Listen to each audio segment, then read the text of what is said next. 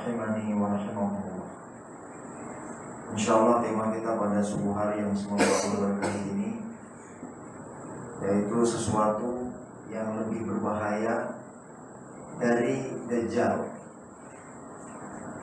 Ternyata ada yang lebih berbahaya dari Dajjal, padahal Dajjal itu sudah fitnah yang paling berada di titik nadir, titik paling tinggi.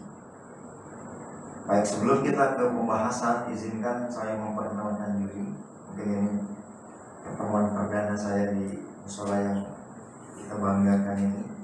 Nama saya Zubair Al-Maidani.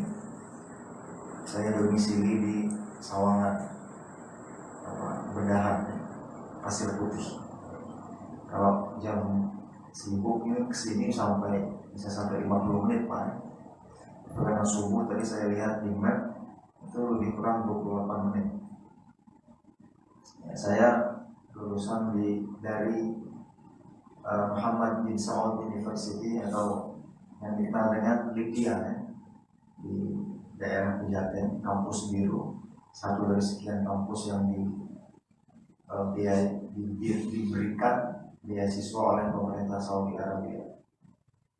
Saya lulus tahun 2014 silam, sudah menikah. Saya asli Padang. Ada lambaran pokoknya awak orang asli Ayu sasnya apa awak yang tahu, tapi saya ngomong Padang nggak boleh sini. Pak Tono aja yang paham nanti. Pak Tono aja yang paham. Tapi saya cukup lama tinggal di Solo Pak, belajar di Solo, cuman tidak begitu dalam mempelajari bahasa Solo. Saya cukup menyesal ya, karena sebenarnya bahasa Jawa itu bahasa yang sastra juga. Saya sudah menikah, kemudian keseharian saya mengajar di beberapa lembaga, diantaranya saya menjadi dosen di kampus Politeknik Imigrasi Unhas dosen agama. Juga saya mengajar di lembaga kaderisasi dai di Ma'had Imam Syafi'i Pondok Gede. Juga mengajar di beberapa majelis taklim. Juga saya menjadi mutawif atau apa nih bilang, yang suka bawa umroh di travel yang bernama Retali Travel. Ya, seperti itulah kegiatan sehari-hari saya. Baik, cukup Bapak ya. Mengenal kita, tak kenal maka ta'aruf ya. Baik, kita ke pembahasan. Dajjal merupakan satu dari sekian penampakan atau bukti dan tanda besar dari kiamat besar yang Allah munculkan di akhir zaman nanti. Karena biasanya kalau satu tanda sudah muncul, tanda besar, maka interval jeda dengan tanda berikutnya itu tidak lama.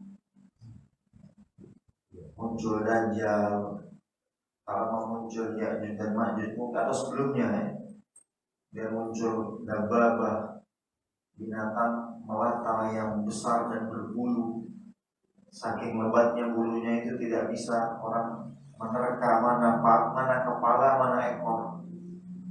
Yang muncul beraneka tanda yang Allah buktikan pada umat akhir zaman. Dan Dajjal ini akan muncul ketika perekonomian dunia itu melemah, hancur. Ketika musim paceklik berkepanjangan, hewan-hewan ternak mati, manusia benar-benar berada dalam garis kemiskinan yang paling puncak. Sehingga ketika ekonomi melemah, maka otomatis ujian keimanan semakin membesar. Kita jangankan sampai krisis moneter dalam skala dunia. Orang ditimpa musibah saja banyak yang murtad gara-gara instan. Apalagi Dajjal muncul di saat perekonomian dunia skalanya atau skala internasional itu melemah.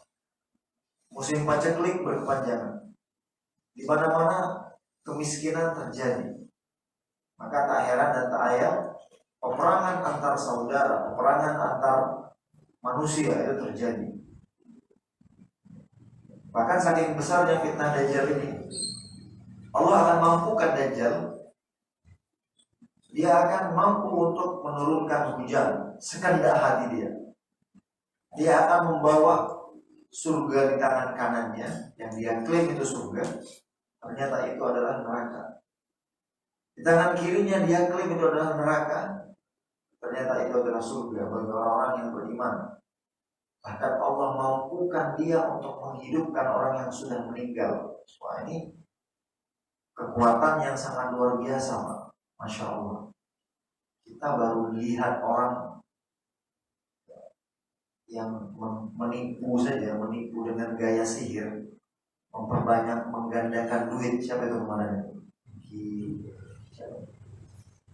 Kan dari kantongnya. Banyak orang yang beriman sama ini. Banyak apa? Banyak sekali. Terima kasih. Menggandakan uang, ya kan? Siapa itu kemarin tangkap akhirnya? Belum lagi orang yang kemarin saya baca di sosial media, itu orang ngantri 30.000 orang berobat, Pak. Yang kalau Pak tahu itu. Dan dia waiting listnya sampai setengah tahun itu baru berobat. Ada ya di daerah Jawa. Saya nggak berani nyebut merek karena saya lupa ya. Nah ini orang banyak terkecoh dengan ini, sampai-sampai menggadaikan akidah, berani menggadaikan akidah. Atau fenomena batu petir ya, yang di Amerika kita tahan itu ya, penari ya, bisa mengobatkan orang yang sakit apapun. Dia tinggal celup-celup aja, orang-orang ngantri itu bawa air yang siap untuk dicelup oleh adik penari. Rupanya dia sakit, berobatkan kemana? Ke dokter. Bukan pakai batu petir yang dia jadikan komoditi dagang. Mungkin dia nggak paham ya, orang-orang yang di ring satu dia yang paham. Nah ini Dajjal lebih besar dari fitnah-fitnah yang sedang kita hadapi saat ini. Sehingga Rasulullah mengajarkan sebuah doa agar kita terhindar dari Dajjal. Dalam hadis riwayat Imam Tirmidzi dari Anas bin Malik dan lain-lain, Rasulullah SAW bersabda, "Idza tashahhada ahadukum billahi falyasta'id billahi min arba'. Yaqulu Allahumma inni a'udzubika min adzabil qabri wa min adzabi jahannam wa min fitnatil mahya wal mamat wa min syarri fitnatil masiihid dajjal." Rasulullah bersabda, jika kalian sedang bertasyahud akhir sebelum salam di setiap sholat 5 waktu, maka hendaklah dia memperbanyak doa. Makanya tasyahud akhir satu dari sekian tempat yang mustajab, maka pergunakan untuk memperbanyak doa. Rasulullah mengatakan dalam hadis ini, maka hendaklah kalian meminta perlindungan kepada Allah dari 4 hal. Ya Allah, aku berlindung kepadamu dari azab kubur. Yang pertama, dari azab jahannam. Yang kedua, dari ujian kehidupan dan kematian. Yang ketiga, dan dari besar dan buruknya ujian Al-Masih. Ya, Al-Masih di situ berbeda dengan Al-Masih Isa alaihissalam. Al-Masih pada Dajjal, ya, banyak ulama di antara mereka menyebutkan makna Al-Masih sang pengembara Dajjal. Dan aku berlindung dari Al-Masih, dari buruknya orang yang suka mengembara, yaitu Dajjal alaihi laknatullah. Ya, Rasulullah mensifatkan Dajjal ini dengan Al-Masih karena dia akan mendatangi. Ya, ketika Allah munculkan dia nanti di akhir zaman, Dajjal akan hidup selama di dunia sebanyak atau sepanjang 40 hari. Satu hari kemunculan perdananya itu panjangnya seperti 1 tahun. Jadi hari pertama Dajjal muncul itu panjang harinya selama 1 tahun, sepanjang 1 tahun durasi harinya. Hari kedua Dajjal muncul selama atau sepanjang 1 bulan.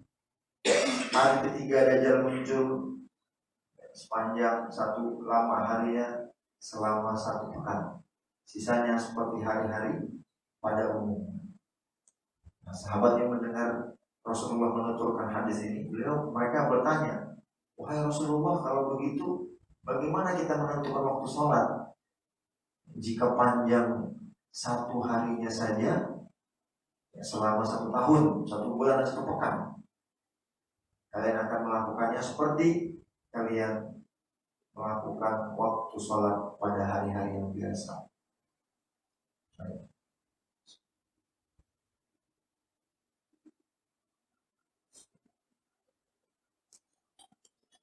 Kemudian juga ya, Rasulullah SAW dalam hadis lain memberikan arti atau doa atau tameng semoga agar kita terlindungi dari Dajjal ini. Ketika kita menghafal 10 awal dari surat Al-Kahfi, surat yang disunahkan kita baca pada malam Jumat atau hari Jumat, 10 awal atau 10 akhir. Maka ini cara Rasulullah untuk melindungi umatnya dari fitnah akhir zaman, yaitu Dajjal. Apakah Dajjal sudah muncul di dunia atau belum muncul?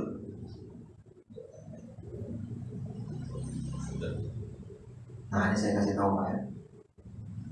Mungkin agak sedikit shock Bapak mendengarnya. Dajjal itu paling banyak di Sumatera Barat, Pak. Hah? Benar kan?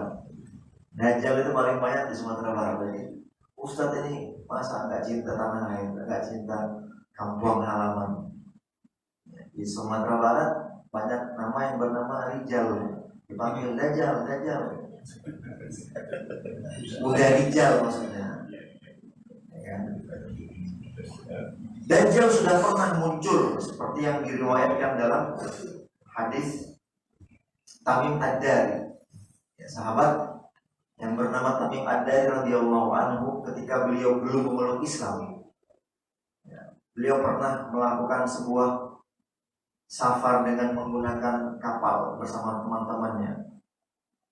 Mereka pergi berlayar.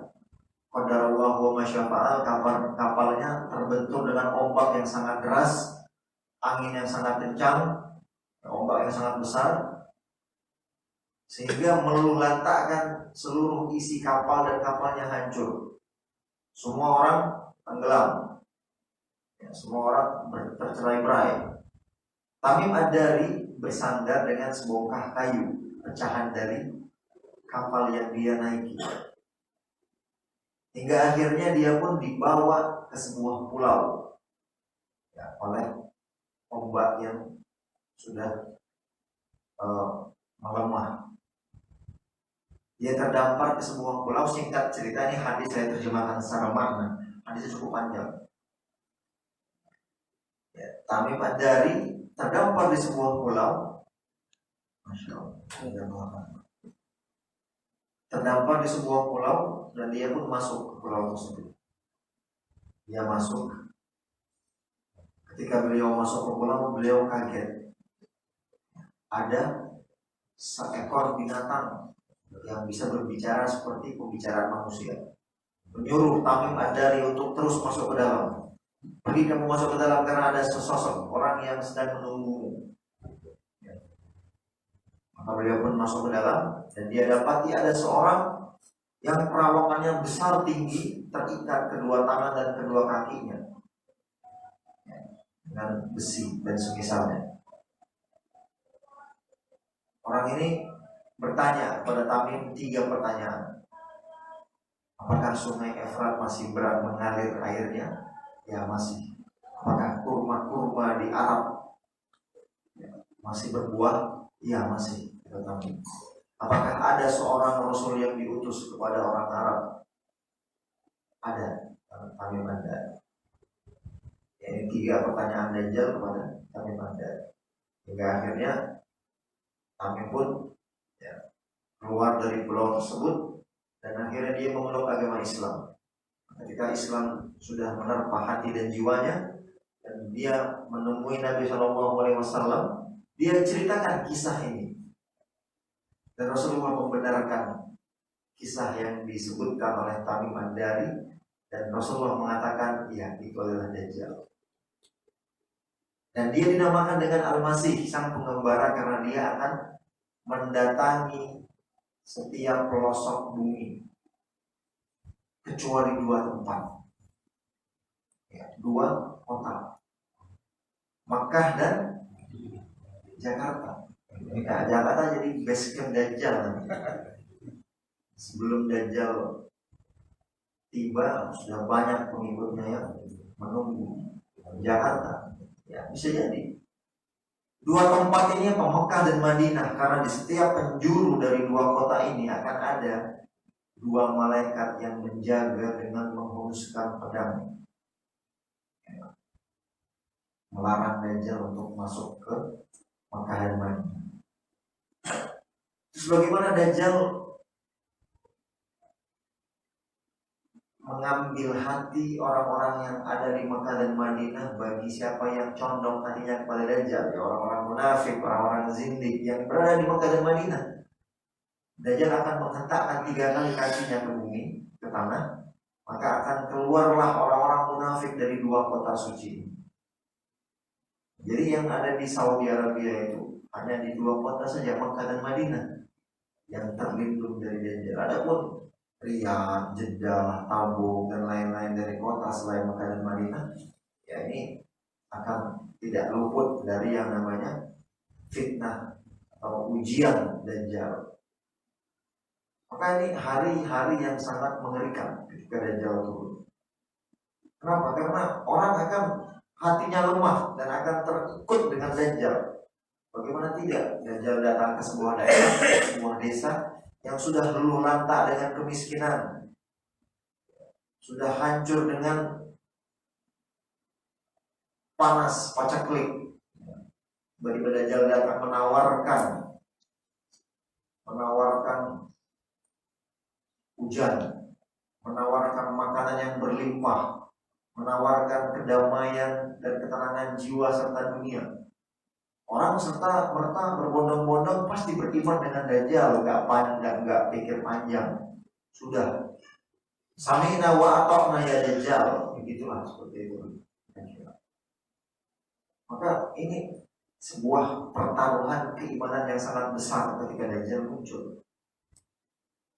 Sehingga Rasulullah ya, mengkhawatirkan umatnya. Maka tak heran ketika dalam sebuah riwayat yang disebutkan oleh Abu Sa'id Al-Khudri radhiyallahu anhu dalam Sunan Imam Tirmidzi,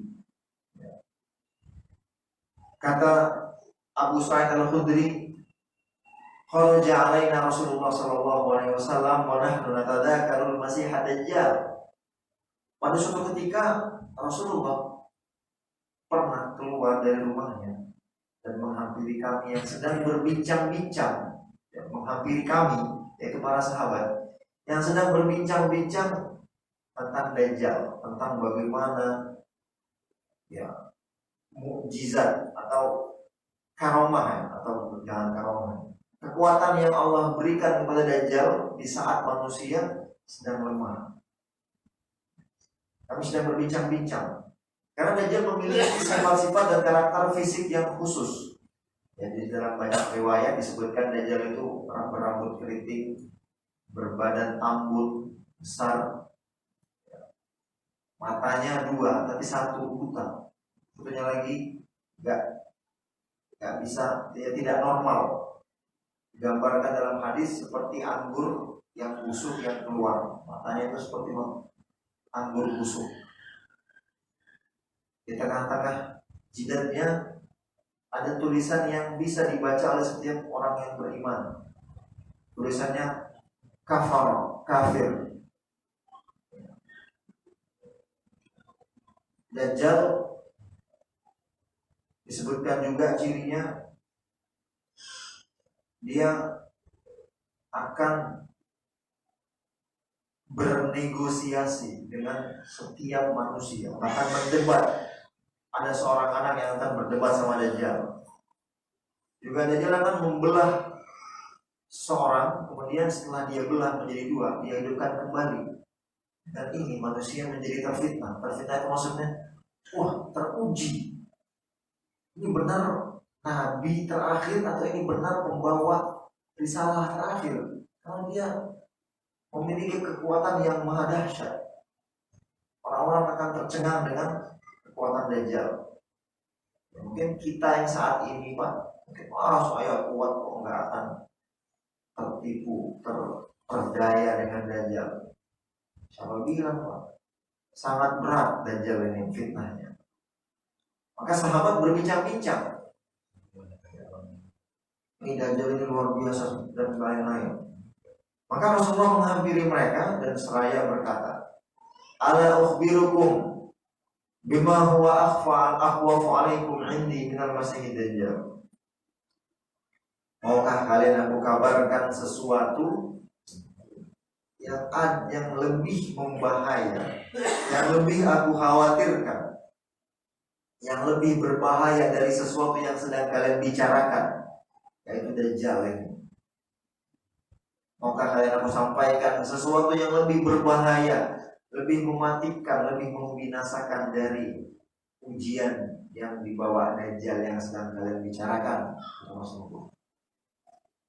Maka kami para sahabat mendapatkan tawaran ilmu, langsung mengatakan, wah, maulah Rasulullah. Para sahabat haus ilmu mereka. Mau wahai Rasulullah, apa itu sesuatu yang lebih berbahaya dari Dajjal? Padahal Dajjal itu kami kira sesuatu yang sangat membahayakan keimanan kami. Iya benar, tapi ada yang lebih berbahaya dari itu. Kata Rasulullah, sesuatu itu adalah asyirkul khafi,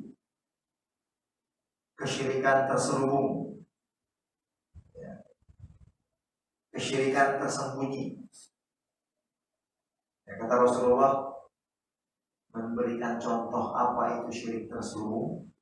An yaqumar rajulu fayusalli fayuzayyinu salatahu lima yara min nadhari rajulin ilaihi fadzalika syirkul khafi.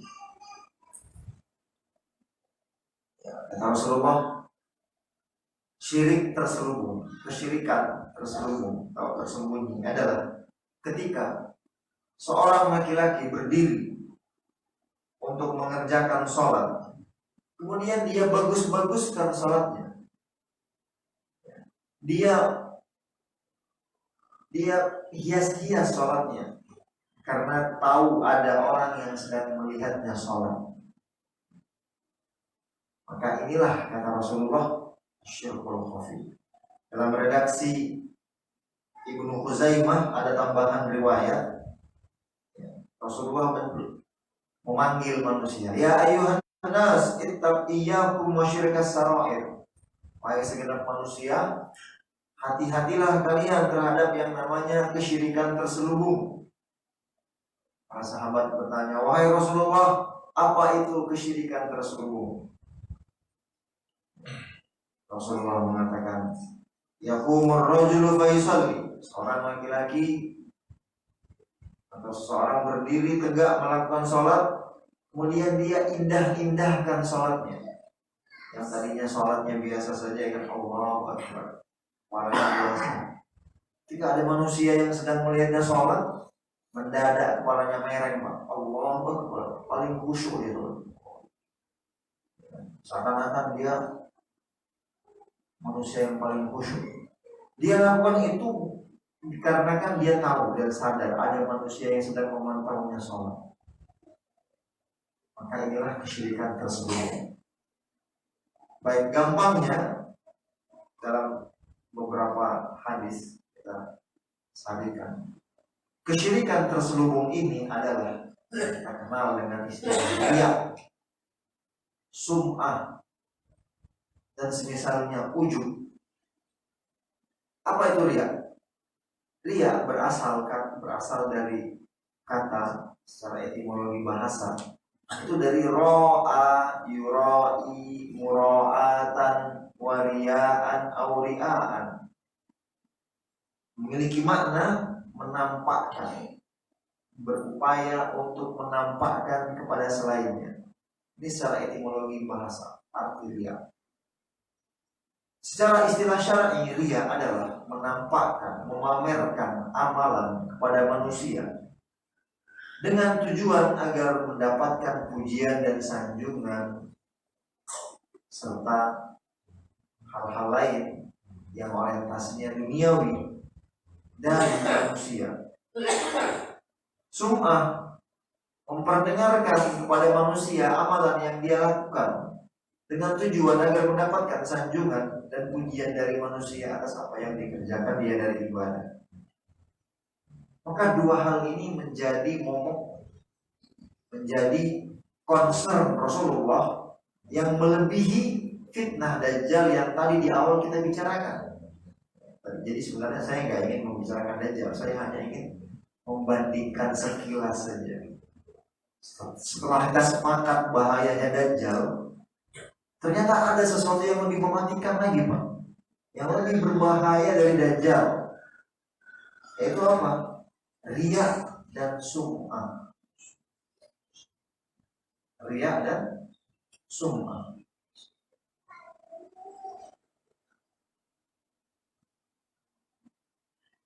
Ya.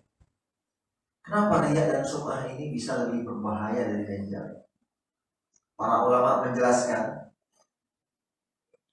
riya dan sum'ah ini tidak hanya berada di akhir zaman. Dajjal hanya Allah keluarkan di akhir zaman menjelang kiamat, Pak. Sehingga saya berharap kita semua insya Allah tidak bertemu dengan Dajjal yang dimaksud sepertinya, Pak. Tidak bertemu dengan Dajjal yang dimaksud. Dan kita berharap itu. Tetapi apakah kita tidak bertemu dengan yang namanya riya, sum'ah? Padahal keduanya adalah musuh terberat orang-orang soleh. Kita memiliki peluang yang sangat besar terjatuh dalam dua hal ini, riya dan sum'ah.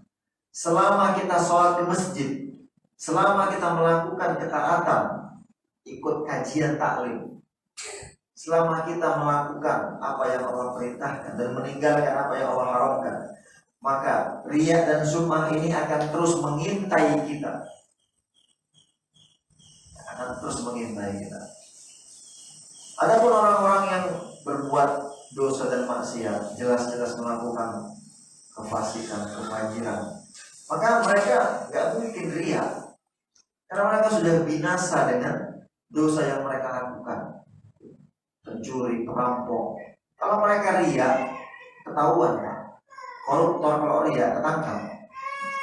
OTW mau deal dengan lembaga A misalnya, itu di sosial media, tahu kan? Tapi riya dan sum'ah ini akan mengintai orang-orang soleh. Alhamdulillah baru selesai tahajud 113 rakaat. Ya, Masya Allah, banyak banget 113 rakaat. Sosial media timeline isinya itu checkpoint ibadah dia semua ini. Ya, pergi umrah, selesai tawaf langsung update status. Semua status sosial media dia langsung update, karena satu link langsung terintegrasi dengan semua sosial media. Alhamdulillah baru selesai tawaf 8 putaran. Wah, langsung dikomen sama kawan-kawannya. Tawaf itu 7 putaran, kenapa Anda 8 putaran? Oh iya, saya salah. Akhirnya apa? Dia hapus 1 putaran yang berlebih dengan jalan mundur, Pak. Waduh, udah riya, salah, sotoy lagi, ya. Berlipat-lipat dosanya, Pak. Nah ini berapa? Ikhlas itu berat. Ya, kita mau ke masjid menggunakan pakaian takwa, gamis, ya kan? Orang-orang melihat, Masya Allah, wah saya nggak mau ke masjid lah, nanti dibilang riya. wah saya nggak mau mengerjakan. Nah, ini sesuatu yang berapa? Lebih berbahaya dari Dajjal, riya dan sum'ah. Makanya akan saya bacakan satu hadis yang cukup panjang. Semoga waktu kita cukup. Dan saya rasa cukup ya, sampai jam 6, lama sekali ini. Sebuah hadis yang disebutkan oleh Imam Muslim dari Abu Hurairah radhiyallahu anhu. Pertemuan perdana muridnya Abu Hurairah yang bernama Syufai al-Asbahi, seorang tabi'in. Ya. Tabi'in ini meriwayatkan kisah dia awal berjumpa dengan Abu Hurairah. Bahkan ini menjadi hadis yang pembuka dia meriwayatkan dari Abu Hurairah. Kata Syufai al-Asbahi,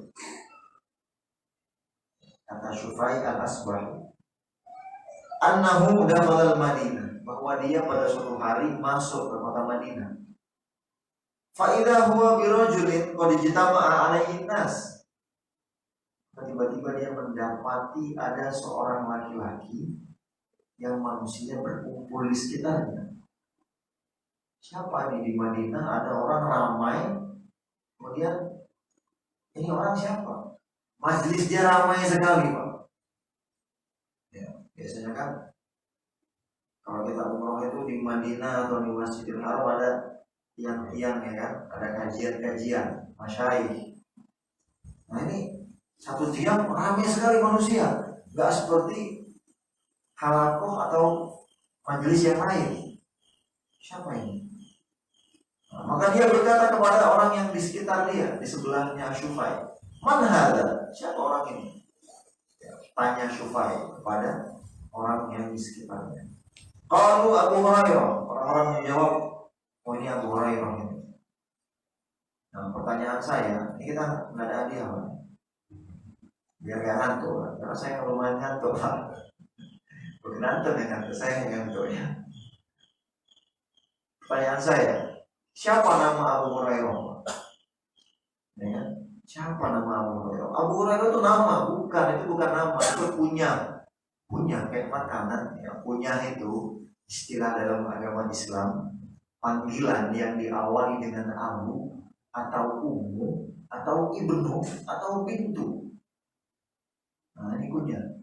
Misalnya nama kita, seorang itu punya anak namanya Muhammad, maka sila bapaknya Muhammad ini mendapatkan kunyah yang bernama Abu Muhammad, bapaknya si Muhammad. Ya. Jadi kalau ada yang punya, ada orang yang berkunyah Abu Janda, ini nggak paham, terus sotoy dan ngomong masalah agama. Jahilnya jahil merokap. Berarti dia punya anak janda. Janda sampah ya masa itu bicara. Abu Muhammad, Abu misalnya Abu Ahmad, Abul Qasim. Nah ini punyanya Rasulullah. Karena Rasulullah memiliki anak laki-laki yang bernama Al Qasim.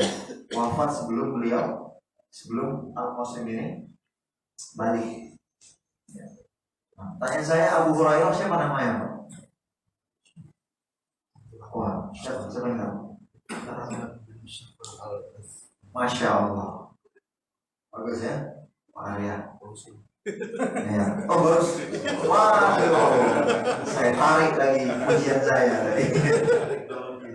Ternyata googling ya. Nah, inilah ya. Baik, mempergunakan teknologi sebagaimana mestinya. Abdurrahman, pas lengkap banget sampai Al-Azdinya juga dapat. Abdurrahman bin Sabar Al-Azdi. Jadi para ulama itu mereka berselisih. Sebenarnya ada banyak nama yang disematkan kepada Abu Hurairah, tapi yang paling kuat dari banyak nama adalah Abdurrahman bin Sabar Al-Azdi. Nah ini nama Abu Hurairah. Orang Muslim mungkin kenal Abu Hurairah, sosok yang telat masuk Islam, tapi meriwayatkan hadis paling banyak.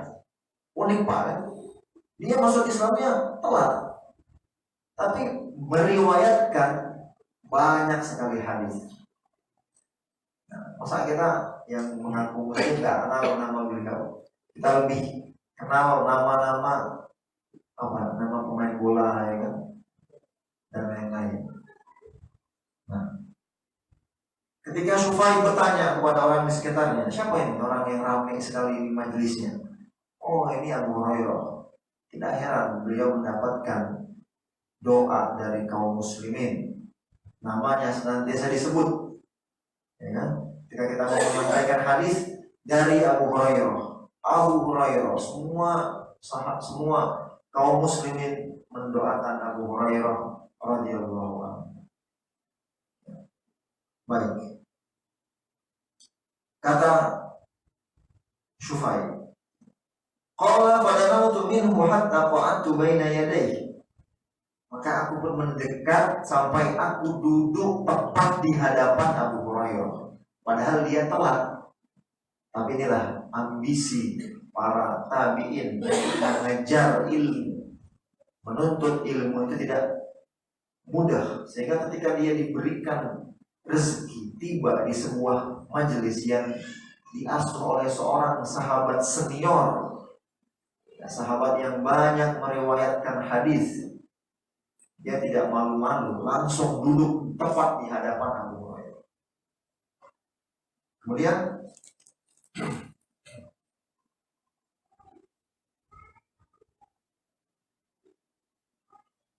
wa huwa yuhadditsun nas. Aku tepat duduk di hadapannya dalam keadaan dia sedang menyampaikan hadis kepada manusia, meriwayatkan hadis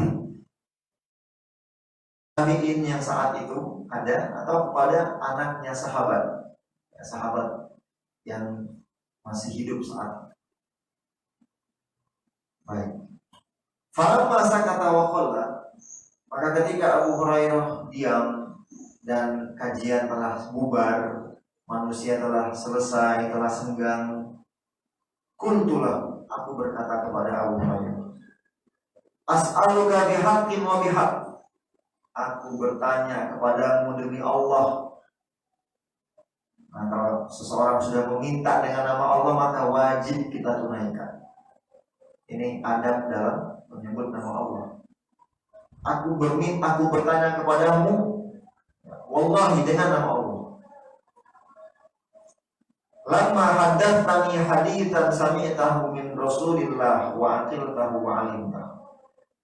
Aku meminta kepadamu sebuah hadis yang engkau dengar langsung dari Rasulullah dan engkau memahami serta benar-benar mengetahuinya. Tidak hanya sekedar hafal, tapi engkau faham dan tahu konteks hadis dan kandungannya.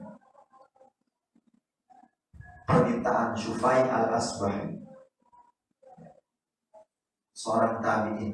Nah, definisi tabi'in apa Pak? Siapa yang tahu? Apa sih definisi tabi'in? Langsung googling ya, kalau gitu nggak jadi saya. Pasti tahu ya. Tabi'in adalah generasi setelah sahabat. Kurang tepat Pak. Tabi'in adalah orang yang hidup atau orang yang hidup zaman Nabi, tapi zaman ketemu dengan Rasul. kurang tepat. Yang melihat sahabat dan yang Kurang tepat. Orang yang belajar dengan sahabat, orang yang melihat sahabat Nabi dan beriman dengan Islam, dengan Muhammad, serta wafat di atas Islam. Kalau hanya berjumpa dengan sahabat dan ujung-ujungnya tidak masuk Islam, ya kan, Abu Jahal, Abu Lahab lebih utama dong, ya kan? Dia berjumpa, bahkan berdebat dengan Rasul, bahkan menampuri menggempur Rasul, memerangi Rasul. Tapi harus endingnya disebutkan beriman dengan Rasul. Tabi'in. Syufai al-Asbahi mengatakan, aku minta dong satu riwayat yang engkau langsung dapat dari Nabi Shallallahu Alaihi Wasallam. Kata Abu Hurairah, af'al, aku akan lakukan. La uhadditsannaka haditsan sami'tu min Rasulillah wa alimtu, aku akan membacakan kepadamu satu hadis yang aku langsung dengar Rasulullah menyampaikannya serta aku paham dan mengerti hadis tersebut. Kata Abu Hurairah. Ya, dia terima permintaan dari Syufai. Tapi kata Syufai, "Tsumma nashadha Abu Hurairah nashghatan famakathna qalilan tsumma afaqa." Kata Syufai, tiba-tiba dia mendadak menangis dan tangisannya tersebut membuat dia pingsan. Masya Allah, ini tangisan paling tinggi banget. Biasanya tangisan seperti ini datang dari orang yang ditimpa musibah, mendapatkan kemalangan. Biasanya wanita yang mengalami ini. Tapi ini terjadi pada Abu Hurairah. Dia nangis sampai dia pingsan. Ini nangis yang luar biasa. Interaksi jiwanya itu benar-benar bergejolak sampai membuat dia pingsan. Psikologis terganggu. Ada apa dengan Abu Hurairah sampai dia seperti ini? Kata Syufai, "Tsumma afaqa." Kami pun menunggu dia sampai siuman, dan dia pun siuman dan sadar. Faqala, dan dia berkata, "La uhadditsannaka haditsan haddatsanihi Rasulullah ana wa huwa fi hadzal bait ma ma'ana ahadun ghairu wa ghairuhu." Kata Abu Hurairah setelah pingsan, "Aku akan membacakan kepadamu satu hadis yang Rasulullah sampaikan kepadaku. Aku dan beliau berada di rumah ini dan tidak ada selain kami berdua. Gak ada seorang pun selain aku dan beliau. Benar-benar eksklusif hadis ini." Kemudian kata Syufai, "Tsumma nashaba Abu Hurairah nashbatan ukhra." Lagi-lagi untuk yang kedua kalinya Abu Hurairah menangis yang membuat dia pingsan. Untuk yang kedua kalinya. Masya Allah. Hadis apa ini? Sampai-sampai Abu Hurairah mau menyampaikannya itu pingsan 2 kali, Pak. Nangis dan pingsan 2 kali. Masya Allah. Semakin penasaran ya. Hadis apa ini? Kata Syufai, "Summa afaqa wa masaha an wajhihi." Kami pun menunggu sampai beliau sadar dan siuman. Kemudian beliau pun sadar serta siuman. Dan beliau usap wajahnya dari basahan, dari pipi yang membasahi, air mata yang membasahi kedua pipinya. Kemudian lagi-lagi untuk yang ketiga kalinya Abu Hurairah berkata kepada Syufai, "Af'al, akan aku lakukan yang kamu minta. La uhadditsannaka haditsan haddatsanihi Rasulullah sallallahu alaihi wasallam ana wa huwa fi hadzal bait ma ma'ana ahadun ghairi wa ghairu." Aku akan membacakan kepadamu satu hadis yang langsung disampaikan Rasulullah kepadaku. Di rumah ini hanya ada aku dan beliau. Tidak ada seorang pun kecuali kami berdua. Masya Allah. Kemudian kata Syufai, "Tsumma nashadha Abu Hurairah nashghatan syadidatan." Untuk yang ketiga kalinya Abu Hurairah menangis membuat dia pingsan yang cukup lama. Nah, kali ketiga ini pingsannya cukup lama, tangisnya semakin keras. Jadi tangis dulu dan pingsan. Bisa kita bayangkan, Pak. Ya, anak kecil merengek-rengek minta mainan, bisa nggak pingsan? Enggak, tapi kalau wanita dapat kabar nih sesuatu yang sangat sedih, apakah suaminya, ayahnya, atau siapa orang yang dia cintai meninggal, atau meninggal mungkin dalam keadaan yang mengenaskan, pingsan terus dan nangis terus pingsan. Nah, ini yang terjadi pada psikologis Abu Hurairah. Tapi ini beliau ingin menyampaikan hadis. Masya Allah. Apa kira-kira hadis ini? Akan kita dengar di pertemuan berikutnya. Bubar ya kajian. Udah bikin penasaran. Ternyata pertemuan berikutnya. Gak tahu kapan lagi saya di sini. Saya gak punya jadwal khusus. Sama aja nggak menyampaikan kalau begitu. Baik. Kata Syufai,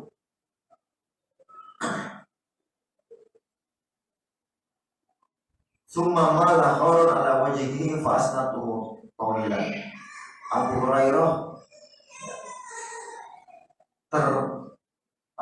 wajahnya tersungkur dalam waktu yang cukup lama, dan aku menunggu beliau siuman dengan durasi yang lebih lama dari tangisan dan pingsan yang kedua.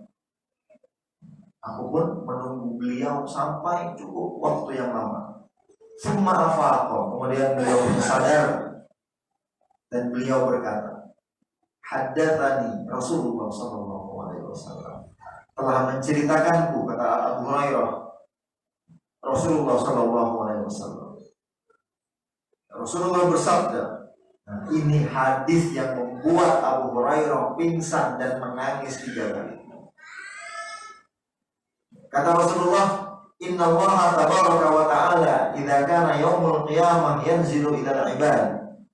Sesungguhnya Allah pada hari kiamat nanti Dia akan turun menghampiri seluruh manusia, seluruh hamba-hambanya.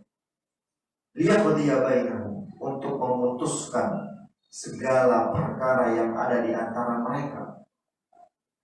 Pada mahsyar nanti Allah akan membiarkan kita dalam waktu yang sangat lama, dan manusia akan dibangkitkan dalam satu keadaan. Semuanya sama, semuanya tidak menggunakan alas kaki, semuanya telanjang, tidak mengenakan pakaian seutas benang pun, dan semuanya belum dikhitan. Kita akan dibangkitkan dalam keadaan yang sama. Mendengar hadis ini, Aisyah bertanya kepada Rasulullah, kalau begitu nanti saling melihat, wahai Rasulullah. Kata Rasulullah, ya Aisyah, al-amru yawma idzin asyad. Wahai Aisyah, perkara pada hari itu sangat berat, jangankan buat melihat sesama, mengingat ibu, bapak, anak, istri, suami, teman. Gak mampu kita karena masing-masing sibuk. Jangankan kita, Nabi, Rasul saja ketika diminta untuk bernegosiasi dengan Allah, memutuskan perkara, mereka gak sanggup, malah mereka menyalahkan diri mereka. Nafsi, nafsi, diriku, diriku. Oleh sebab itu Allah mensifatkan hari ini dengan ayat yang disebutkan dalam surat Abasa, yauma yafirrul mar'u min akhihi wa ummihi wa abihi wa sahibatihi wa banihi likulli imri'in minhum yauma idzin sya'nu yughni. Hari di mana seorang itu akan lari, seorang saudara akan lari dari saudaranya, seorang istri, seorang suami akan lari dari pasangannya, dari anaknya, dari siapa yang dia cintai dulu di dunia. Masing-masing tersibukkan dengan perkara apa yang sudah mereka lakukan di dunia. Faman ya'mal mithqala dzarratin khairan yarah, wa man ya'mal mithqala dzarratin syarran yarah. Semua yang kita ucapkan dan lakukan di dunia akan dimintai pertanggungjawaban kelak oleh Allah. Yaumul hisab. Semua akan berlutut, kata Rasulullah.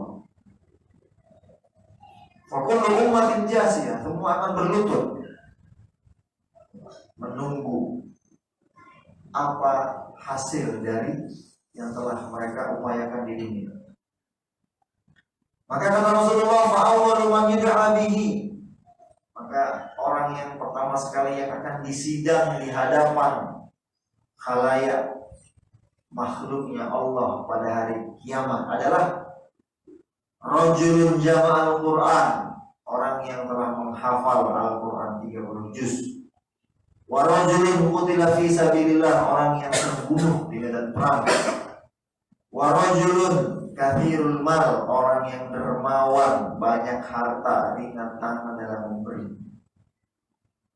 3 golongan manusia yang pertama sekali disidang di hadapan makhluk-makhluk Allah pada hari kiamat. Maka Allah berfirman kepada orang pertama yang telah menghafal Al-Quran, Apakah bukankah aku telah mengajarkan sesuatu yang telah aku turunkan kepadamu, wahai fulan? Orang ini menjawab, benar wahai Allah. Maka Allah bertanya lagi, terus apa yang sudah engkau lakukan dari yang telah engkau ketahui?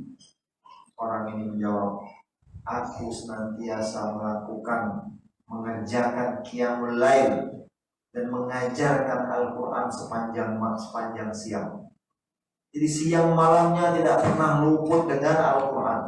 Di siang hari dia mengajar Al-Quran, murajaah, mendakwahkan isi Al-Quran dan lain-lain. Di malam hari dia begadang full qiyamul lail. Tidak pernah luput dari yang namanya Al-Quran. Apakah ini benar sebagaimana yang dia klaim? Nah, di sini Allah ungkap kenyataan yang sebenarnya. Allah berfirman membantah orang ini. Kadzabta, engkau berdusta. Klaim yang kamu sebutkan, kamu menghafal Al-Quran sepanjang hari, kamu mengajari Al-Quran sepanjang malam, engkau qiyamul lail, tujuannya hanya lillahi ta'ala, engkau berdusta. Dan para malaikat ikut menyertai Allah. Engkau berdusta wahai fulan. Allah singkap apa yang sebenarnya terjadi pada niat orang ini. Kata Allah, sungguh engkau menginginkan dari itu semua agar manusia memanggilmu dengan gelar qari, hafid, ustaz, dai, yai, alim dan lain-lain. Engkau menginginkan gelar-gelar ini disematkan kepada dirimu dari manusia. Dan itu telah terjadi. Waqad qila dzalik.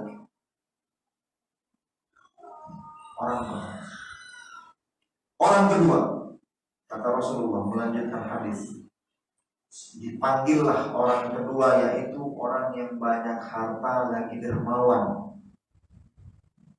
Allah berfirman kepada orang ini, bukankah aku telah lapangkan bagimu rezeki sehingga aku tidak meninggalkanmu dalam keadaan butuh kepada orang lain? Maksudnya engkau telah dipenuhi segala yang engkau butuhkan.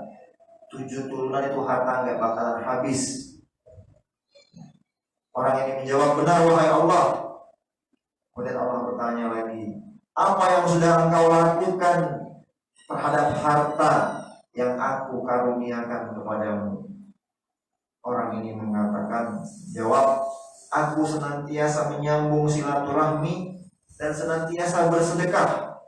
Maka dalam redaksi lain disebutkan, tidaklah ada orang yang meminta-minta kecuali aku akan penuhi hajatnya. Ini tujuan dia, banyak harta. Kemudian Allah singkap niat yang sebenarnya yang ada pada diri atau pada hati orang ini. Engkau berdusta wahai fulan. Malaikat juga mengikuti Allah.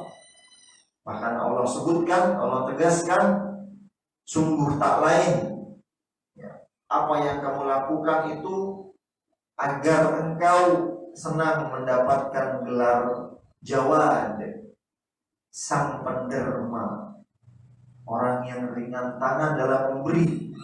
Manusia menyebutmu, memanggilmu dengan gelar-gelar ini, dan itu telah terjadi. Dan sebenarnya itulah tujuan kamu melakukan itu, melakukan pemberian, melakukan sikap dermawan, dan itu telah terjadi. Baik, ini orang kedua. Orang ketiga, dipanggillah orang ketiga yang terbunuh di medan perang, dan Allah berfirman kepadanya, kenapa engkau terbunuh? Orang ini menjawab, wahai Allah, engkau menyuruh untuk berjihad di jalanmu, maka aku pun bertempur sampai aku mati, sampai aku terbunuh. Allah berfirman kepadanya, wahai fulan, engkau berdusta. Allah singkap niat yang sebenarnya dimiliki orang ini. Dan malaikat ikut turut mempertegas ucapan Allah.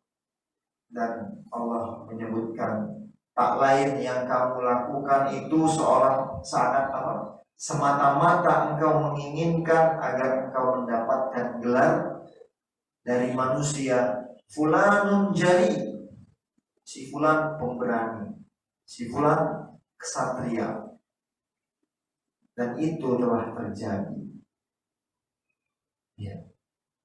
Nah, ini 3 golongan yang memiliki amalan yang sangat luar biasa besar. Bahkan dalam masyarakat kita ini 3 orang ini sosok yang sangat dihormati, Pak. Orang yang hafid Al-Quran. Siapa yang tidak rela anaknya dinikahkan dengan ini? Bahkan sebagai orang rela, Bapak anak saya menjadi madu buat Anda. Meskipun saya tidak bisa memadu anak orang gitu. Misalnya. Banyak orang yang mengapresiasi 3 golongan ini, Pak. Tetapi ketika niat kita tidak 100% lillahi ta'ala, mungkin ikhlasnya ada tapi 90%.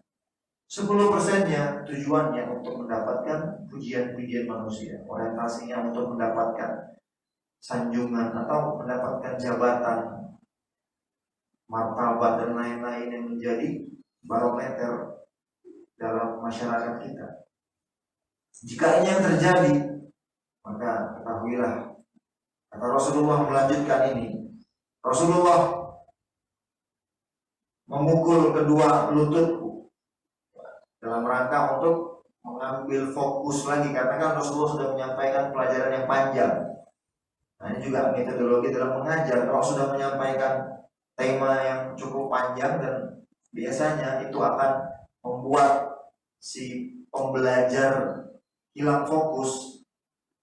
Guru atau pendidik harus mengambil fokus, apakah dengan memanggil, ya, memberikan intermezzo dan semisalnya, supaya mendapatkan fokus yang lebih lagi dari sang pembelajar. Kata Rasulullah, ya Abu Hurairah. Nah, di sini Rasulullah selain menyentuh kedua lutut Abu Hurairah, juga dia panggil supaya fokus Abu Hurairah semakin baik, ya. Wahai Abu Hurairah, 3 golongan ini adalah manusia, makhluk Allah, yang pertama sekali yang akan dilemparkan kepada neraka pada hari kiamat. Masya Allah. Kok malah orang-orang soleh yang dilemparkan kelak di hari kiamat ke neraka?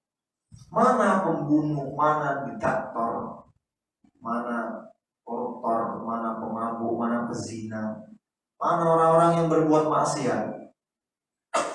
Sekali lagi saya tegaskan, mereka sudah binasa dengan amalan mereka. Dan mereka ini sudah binasa. Gak ada pezina yang pamer-pamer, malu dia. Gak ada peminum khamar yang riak. Tapi orang-orang soleh, ini perwakilan saja Pak, ya. Orang yang menghafal Al-Quran, orang yang sering dermawan, orang yang terbunuh di medan perang, ini semuanya amal soleh yang sangat didamba-dambakan seorang muslim yang jujur dengan keimanannya. Siapa yang tidak senang dengan orang yang hafal Al-Quran? Kita bahkan iri dengan orang yang bisa menghafal Al-Quran. Tapi di sisi lain, jika niat kita menghafal Al-Quran tidak benar, maka neraka tempatnya. Kalau gitu nanti ada yang beropini liar, saya nggak usah menghafal Al-Quran lah, nanti saya malah dilempar ke neraka. Saya nggak mau sumbang musola, nanti saya dibilang riak. Saya nggak mau ke masjid, nanti saya dibilang riak. Saya nggak mau berjihad, misalnya jika sudah datang masanya, nanti saya dibilang riak. Nah, ini saya suguhkan sebuah ucapan dari ulama tabi'in yang bernama Fudail ibn Iyad rahimahullah. Beliau berkata, tarkul amali li ajli nasi riya'un, wal amalu li ajli nasi syirkun. Meninggalkan amalan karena manusia, ini justru sejatinya riya. Meninggalkan amalan karena manusia, itu adalah riya. Beramal untuk manusia, adalah kesyirikan. Nah, jadi jangan lagi setelah mendengar hadis ini, wah berat juga ya jadi orang soleh. Nah, kalau itu saya jadi orang toleh saja, karena dekat sama jalan sini, jalan Haji Toleh. Toleh ya, bukan toleh. Jadi jangan terperdaya dengan setan. Kamu gak usah berbuat amal soleh, nanti kamu dibilang ria. Akhirnya dia urungkan niatnya untuk beramal soleh. Yang seperti ini juga binasa, Pak. Terus bagaimana solusinya dong? Terus lakukan ibadah, lakukan ketaatan sambil berdoa kepada Allah agar Allah menyingkirkan segala bentuk kesyirikan terselubung ini, yaitu riya. Ya kan? Berapa? Riya, khusyuk, ikhlas itu berat. 4 rakaat sholat zuhur belum tentu keikhlasan kita itu stagnan di 1 rakaat. Rakaat pertama mungkin ikhlasnya 10 atau 80%. Rakaat kedua orang rame nih ya, wah semakin menjadi-jadi. Rakaat ketiga, rakaat keempat. Jadi berapa untuk menjaga keikhlasan itu? Makanya kata Imam Ahmad bin Hanbal rahimahullah, seandainya aku tahu 1 sujud yang aku lakukan itu diterima Allah dalam hidupku, 1 sujud saja diterima Allah, ini sudah menjadi pegangan aku bahwa aku bagian dari penghuni surga. Tapi nyatanya sujud dari awal kita hidup, gak ada yang bisa memastikan bahwa Allah terima. Kita berbuat amal, gak tahu ini Allah terima atau tidak, gak tahu ini ikhlas atau tidak. Tapi kita berupaya untuk itu. Berupaya untuk itu. Jangan malah kendor. Wah, ternyata berat jadi orang yang taat. Memang berat, Pak. Makanya Rasulullah SAW menyebutkan sesuatu yang lebih berbahaya dari fitnah Dajjal itu apa? Ya ini, kesyirikan terselubung. Manusia itu sangat sensitif jika dipuji, jika disanjung. Tapi kita bisa survive. Kalau kita dihina, kita masih tahan. Coba kalau dipuji, hancur kita, Pak. Peci kita yang tadinya nggak muat gara-gara dipuji, ya, jadi besar, kepalanya jadi besar. Makanya Rasulullah melarang untuk memuji orang di depan orang terkait, seperti orang yang melempar pasir, sama saja itu seperti dia membuat malu. Kalau ingin memuji seseorang, pujilah ketika dia tidak ada atau setelah dia wafat. Ini lebih menjaga hati orang yang dipuji. Tujuannya juga untuk menjaga keikhlasan. Baik. Dari hadis yang mulia ini banyak sekali pelajaran yang bisa kita petik. Orang yang hafal Al-Quran memiliki keutamaan yang sangat besar jika lillahi ta'ala 100%. Bayangkan menghafal Al-Quran, dia mengajarkan agama, mengajarkan Al-Quran yang dia hafal, orang yang dermawan, hartanya berkah dengan memberi. Kita baru nggak ditulis namanya saja di papan donasi musola, langsung sesak hati kita, Pak. Ini kenapa cuman hamba Allah? Kenapa bukan nama saya? Ya, dia kasih donasi di musola 10 juta, lebih banyak daripada jemaah yang lain. Jemaah yang lain masih ratusan ribu, dia puluhan juta. Tapi DKM tulis tidak dengan namanya orang tersebut, tapi hamba Allah atau Abdullah. Nah, dia datang ke masjid, datang ke musola, lihat papan pengumuman. Ini kenapa ini? Saya ini kan saya yang mendonasikan. Marah-marah. Atau mungkin lebih halus lagi, lebih smooth lagi riaknya. Ketika dia pergi, dia tak mengutarakannya, tapi hatinya sesak, kecewa dengan DKM. Kenapa? Nah, ditulis. Ya ini manusia tahu bahwa dia mendonasikan itu, yang mendonasikan itu dia. Nah ini jika ada yang seperti ini, Pak, kita introspeksi, Pak. Ini ria akut ini Pak. Ini lebih berbahaya dari Dajjal. Dan ini kesyirikan terselubung yang dikhawatirkan Rasul. Ingat, kesyirikan terselubung itu tetaplah bagian dari kesyirikan. Dan itu sebuah dosa yang Allah sebutkan dosa yang paling besar dari dosa-dosa besar di dunia. Baik.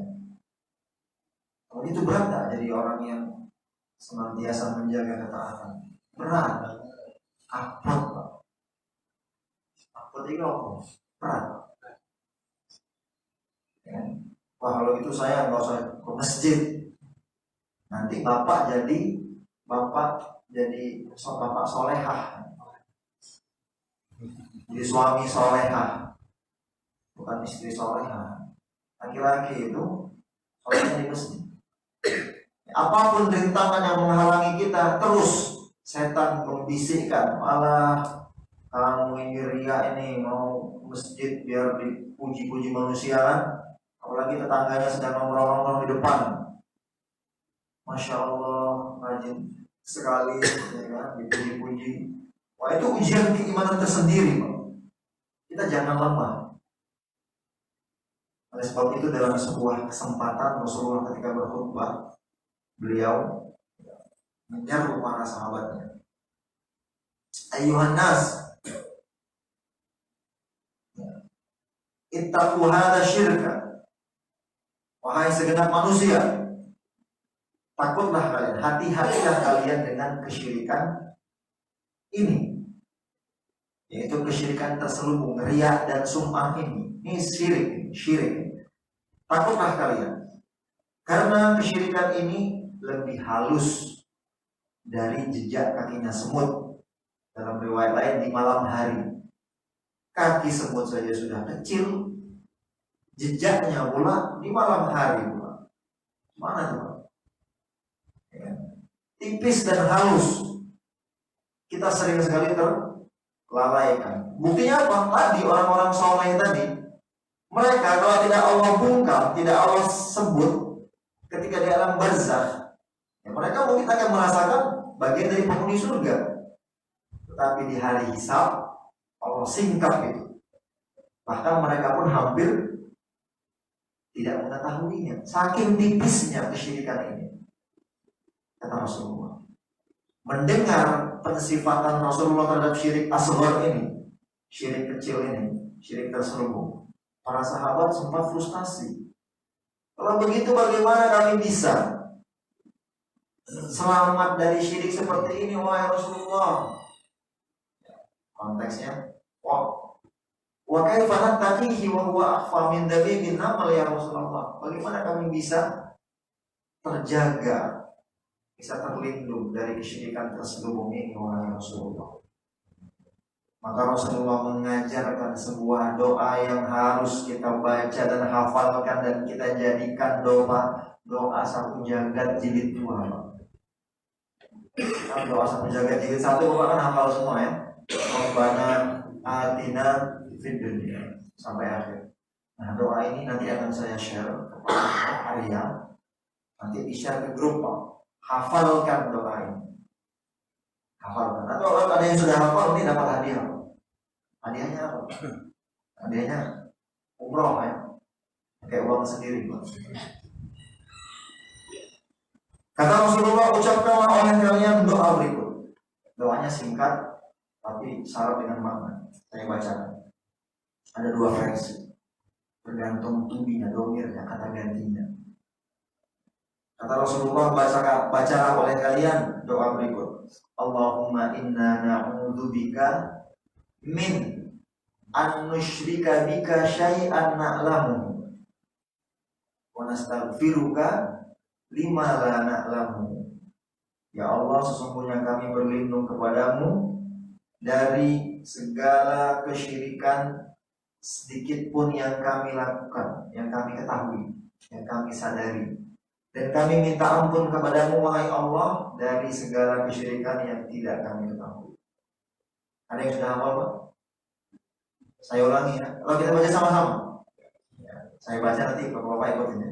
Allahumma inna na'udzubika min an nusyrika bika syai'an na'lamuhu wa nastaghfiruka lima la na'lamuhu. Nah, ini redaksi yang menggunakan kata ganti kami. Nanti bapak-bapak kalau searching di Google tuh ada riwayat yang menggunakan kata gantinya saya. Allahumma inni. Saya lebih memilih yang pakai inna karena kita niatkan di situ keluarga kita dan orang-orang yang kita cintai. Dalam doa gak hanya buat diri kita sendiri, buat orang lain. Nah, ini doa anti kesyirikan. Tapi tetap selama kita berdoa dengan ini, tetap kita harus menjaga segala hal yang bisa menjatuhkan kita ke dalam jurang kesyirikan. Jangan mentang-mentang sudah baca doa ini tetap riya, ya jangan. Kita jauhkan sikap-sikap riya, segala hal yang bisa menjerumuskan ke dalam riya. Terus beribadah dan terus berdoa kepada Allah. Jadi jangan berhenti dengan ketaatan yang sudah kita lakukan. Kalau perlu, jika ada setan yang membisikkan, Allah kamu riya ini, tambah dosisnya, Pak. Jadi jangan kalah. Dalam sholat misalnya kan ada bisikan setan, Allah kamu riya, kamu riya. Biasanya kan orang langsung dia selesaikan sholatnya dengan sekenanya. Harusnya bagaimana?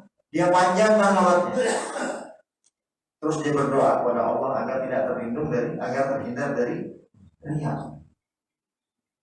Nah, inilah sesuatu yang Rasulullah khawatirkan yang melebihi kekhawatiran beliau dari Dajjal. Kalau ini berarti pas. Dajjal hanya ada di akhir zaman. Kalau riya, Masya Allah, zaman sebelum kita pun mereka memiliki peluang yang sangat besar terjatuh ke dalam riya. Apalagi ibadah-ibadah yang bisa disaksikan oleh banyak orang. Makanya dianjurkan untuk menyembunyikan amalan. Jika amalan tersebut amalan sunnah. Kalau amalan wajib yang gak mungkin kita sembunyikan, ya maka kuatkan niat lillahi ta'ala. Dan ini berapa? Apalagi amalan tersebut seperti misalnya haji, ya. Ini wajib. Yang berangkat satu orang, yang ngantar satu kampung. Ya gak, Pak? Dan haji di Indonesia, haji reguler itu 40 hari, Pak. Jagalah niat ikhlas itu 40 hari. Kita pulang haji, nggak dipanggil Pak Haji, hati kita langsung sedih, Pak. Ya enggak? Nah, ini indikasi kita terkena riya. Indikasi, Pak. Baru pulang umroh berharap dipanggil Pak Haji. Ini over riya ini, ya. Over riya. Anda belum haji, berharap orang-orang manggil haji. Nah, jadi kita harus banyak-banyak berintrospeksi diri. Amalan yang sudah kita lakukan, kita tingkatkan. Jangan malah kendor. Wah, saya nggak mau jadi orang soleh seperti yang tadi kita sebutkan. Baik. Ini yang bisa saya sampaikan.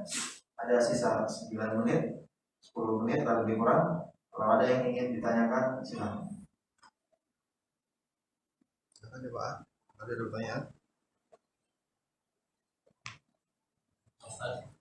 Silakan. Waalaikumsalam. Saya pernah mendengar di satu riwayat di kampung, tapi saya tidak tahu asal usulnya. Ya, sebelum saya menjadi muslim, teman-teman saya semua adalah keluarga muslim. Saya pernah mendengar begini, bahwa suatu saat bila antara satu jeda sholat itu azan tidak terdengar, Dajjal akan keluar. Saya tidak tahu apakah itu benar atau salah. Saya hanya belakangan setelah kita tahu memang karena waktu sholat kita tidak pernah sama antara sini dengan lokasi selisih sekian menit. Jadi yang kita ketahui itu gaung dari azan itu sendiri itu tidak pernah berhenti satu detik pun di seluruh dunia. Jadi kalau ada jeda waktu berhenti, saat itulah Dajjal keluar. Saya tidak tahu benar. Silakan ya. Baik, saya nggak pernah dengar juga itu ada hadis. Tapi memang Dajjal akan keluar meskipun adzan dikumandangkan. Karena nanti kapan adzan tidak dikumandangkan?